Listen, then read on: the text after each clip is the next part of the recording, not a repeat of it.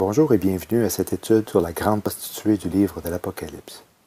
D'après ce que je vais vous apporter, il y a de fortes raisons de penser que cette femme est le Vatican de Rome. Matthieu 7,7 dit que si l'on cherche, on trouve. Eh bien, j'ai trouvé, et j'aurais pu trouver encore et encore, sur Babylone la Grande, qui est appelée à subir le jugement de Dieu. Le serpent dans la Bible est associé avec le diable. Apocalypse 12,9 Et le grand dragon fut précipité, cet ancien serpent, appelé le diable et Satan, celui qui séduit le monde entier. Curieusement, on peut remarquer la forme d'un serpent si l'on regarde la basilique de Saint-Pierre de Rome vue d'en haut. On peut constater le corps, la tête, les yeux et la bouche. Le basilic est une bête légendaire mentionnée dès l'Antiquité gréco-romaine comme étant un serpent au venin et au regard mortel, portant une tache en forme de couronne sur la tête. Le nom basilic est issu du grec ancien qui signifie roi.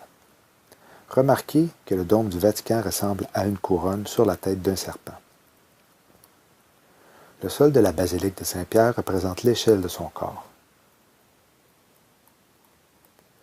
Ici est la salle d'audience générale du Vatican où l'on peut distinguer l'intérieur de la tête d'un serpent. En approchant de la bouche, voici ce que l'on peut voir.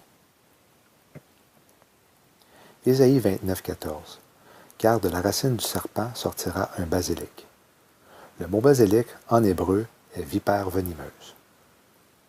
Voici la représentation classique d'un basilic en 1510, étant un serpent aux ailes de chauve-souris que l'on retrouve également au musée du Vatican. Si l'on regarde ce qui entoure le serpent et qu'on examine avec un esprit de discernement, on s'aperçoit qu'il est ce qui semble être dans la tête d'un extraterrestre. Cette tête a aussi un corps. Voyez les bras, les jambes et le vagin qui est la tête du diable. Choquant, n'est-ce pas? Sans oublier les ailes pour nous montrer que cette horrible créature est en réalité la reine du ciel. Maintenant, examinons la ressemblance de l'autel de la basilique de Saint-Pierre avec celui d'un mouton mort. Si vous observez attentivement, vous pourrez remarquer les deux yeux, le nez, la bouche et la langue sortie.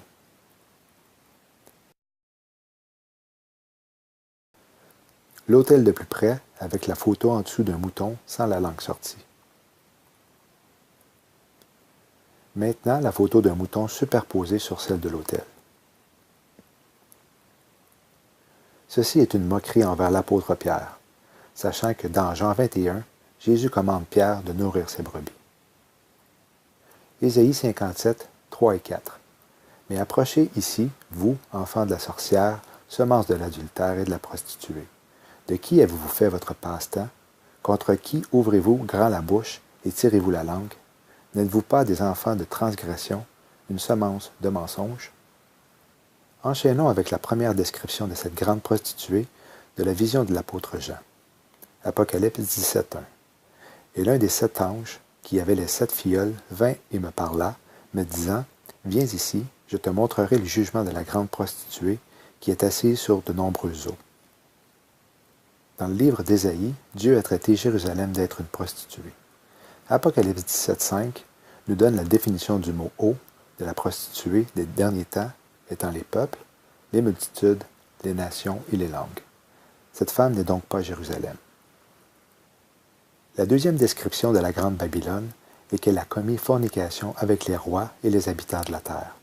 Le mot fornication dans ce verset est idolâtrie, qui va être élaboré un peu plus loin au courant de cette étude. Les rois de la terre ont été infidèles à Christ pendant qu'ils se présentaient comme étant des disciples. Les mots sur la pièce de monnaie de Rome de 1455 à 1458 se traduisent « Tous les rois doivent le servir ». Le Saint-Siège a un statut juridique sur le plan international unique au monde. Il n'existe pas d'autre religion qui se trouve dans ce cas. Qu'il s'agisse de l'islam, du judaïsme, de l'hindouisme ou du bouddhisme, aucune religion ne possède la même hiérarchie centralisée, ni la même histoire que l'Église catholique.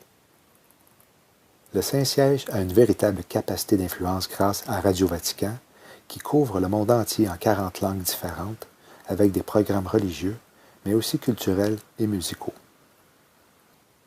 Le Saint-Siège est membre de la famille des Nations Unies, et voici les institutions spécialisées qui sont rattachées à l'ONU et le Saint-Siège. À noter celle de l'énergie atomique et des migrations. En 2015, le pape François est le premier pape ayant rassemblé plus de 170 dirigeants aux Nations Unies, et ce, en 70 ans d'existence. De plus, il a lancé un appel de solidarité concernant le projet de l'Agenda 2030, servant à unifier toutes les nations de la Terre dans un nouvel ordre mondial. Alors que les changements climatiques sont toujours plus proches de devenir la religion officielle de ce monde perdu dans lequel nous vivons, Pape François est devenu le dirigeant de ce mouvement mondialiste d'adoration de la Terre. It seems clear to me also that climate change is a problem we can no longer be left to a future generation.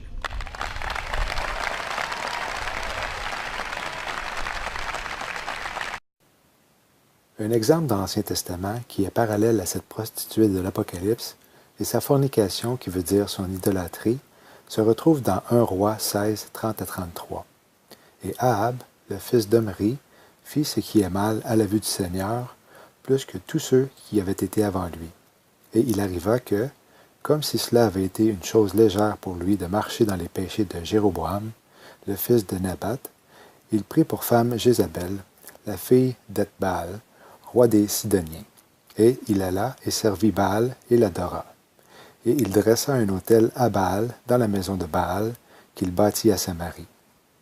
Et Ahab fit un bosquet, et Ahab fit plus encore, pour provoquer au courroux le Seigneur Dieu d'Israël, que tous les rois d'Israël avaient été avant lui. Baal avait le titre d'être un seigneur. Jézabel, quant à elle, veut dire femme de Baal. En ce qui se rattache à la prophétie, une femme dans la Bible représente une église, et Jézabel représente l'église apostate qui enseigne l'idolâtrie. Apocalypse 2, 20 à 23. Cependant, j'ai certaines choses contre toi, parce que tu laisses cette femme Jézabel, qui se dit prophétesse, enseigner et séduire mes serviteurs pour commettre la fornication, et leur faire manger des choses sacrifiées aux idoles. Et je lui ai donné du temps pour se repentir de sa fornication, et elle ne s'est pas repentie. Voici, je la jetterai sur un lit, et ceux qui commettent adultère avec elle iront dans une grande tribulation, sauf s'ils se repentent de leurs actions. Et je tuerai ses enfants, et toutes les églises sauront que je suis celui qui sonde les reins et les cœurs, et je donnerai à chacun de vous selon vos œuvres. Il est intéressant de constater que Jézabel se proclame elle-même une prophétesse et est mentionnée dans le dernier livre prophétique de la Bible. Le mot « enivré » nous ramène à l'histoire du roi Belshazzar qui donna un grand festin. Daniel 5, versets 3 et 4. Alors on apporta les ustensiles d'or qui avaient été enlevés du temple de la maison de Dieu qui était à Jérusalem. Et le roi et ses princes, ses femmes et ses concubines y burent. Ils burent du vin et louèrent les dieux d'or et d'argent, de cuivre, de fer, de bois et de pierre. S'enivrer nous influence à commettre des actions que l'on peut regretter par après. Les actions du roi ont emporté un jugement de Dieu sur lui et son royaume. Versets 30 et 31. En cette même nuit, Belshazzar, roi des Chaldéens, fut tué, et Darius, le Mède, prit possession du royaume. La troisième description de la prostituée est donnée au 4e verset, alors qu'elle est vêtue de couleur pourpre et écarlate. La couleur de la soutane des clergés et des évêques est pourpre, quant aux cardinaux, elle est écarlate. Les apparences peuvent être trompeuses, puisque le vêtement de la femme idéale que l'on retrouve dans Proverbe 31-22 est de couleur pourpre. Ensuite, nous pouvons lire qu'elle est parée d'or, de pierres précieuses et de perles. L'Église romaine catholique est de loin l'institution la plus riche sur terre. Le Vatican et ses cathédrales ont des trésors où des objets de valeur inestimable sont exposés. La valeur innombrable de sculptures, de peintures par les plus grands artistes de l'histoire, tels que Michel-Ange, et d'anciens documents sont au-delà des calculs.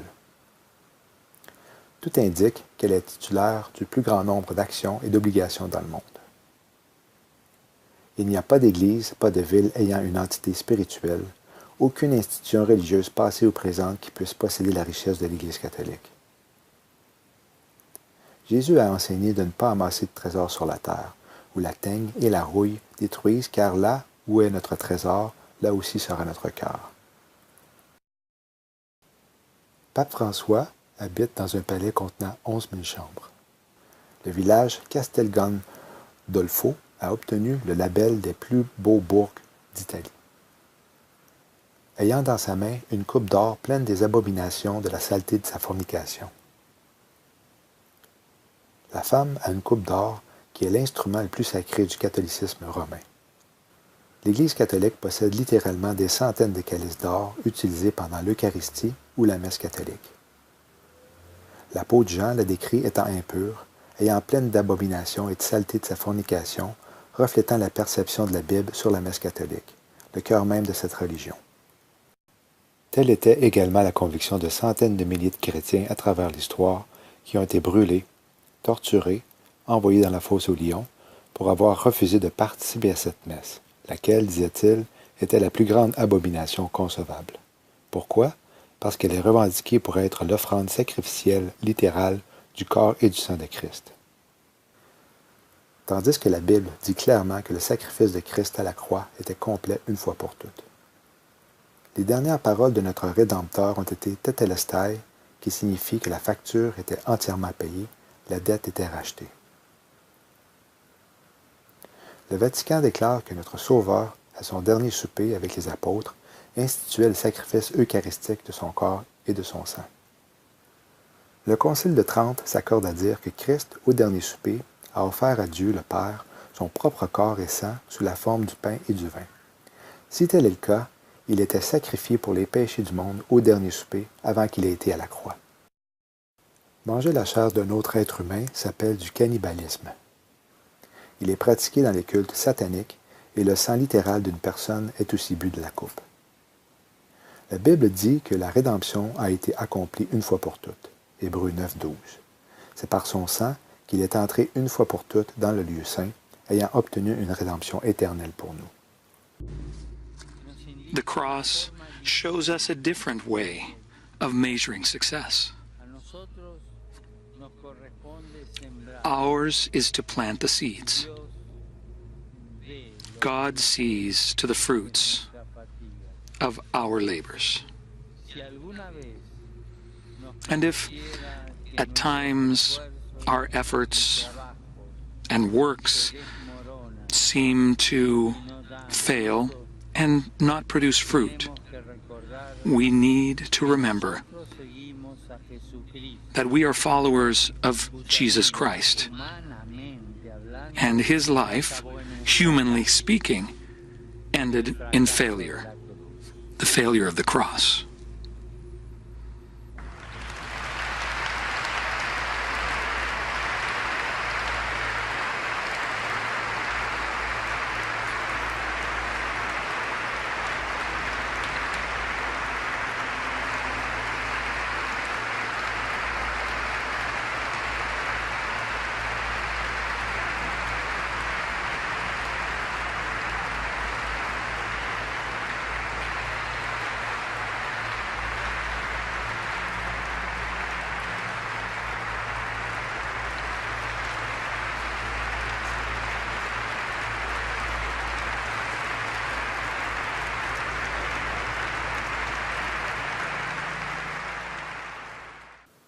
Les prêtres catholiques revendiquent que par eux, le pain et le vin deviennent littéralement le corps et le sang de Christ et l'offrent en tant que sacrifice propitiatoire à leur autel.